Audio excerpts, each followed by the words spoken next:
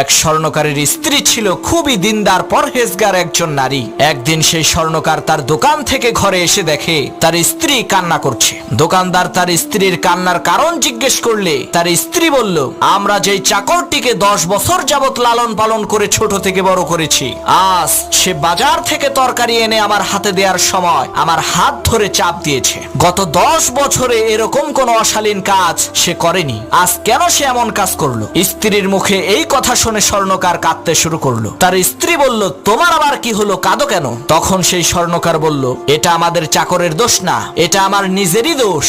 আজকে এক সুন্দরী মহিলা আমার দোকান থেকে চুড়ি কিনতে এসে হাতে পরতে পারছিল না, তখন সে আমাকে চুড়িটা পরিয়ে দিতে বলে। আমি তার হাত ধরে দেখি তার হাতটা খুবই মসৃণ আর তুলতুলে, তাই খারাপ নিয়তে আমি তার হাতটা ধরে একটা চাপ দিয়েছিলাম। আমার এই অপকর্মের কারণে আজকে আমার বিশ্বস্ত চাকর তোমার সাথে এমন আচরণ করেছে।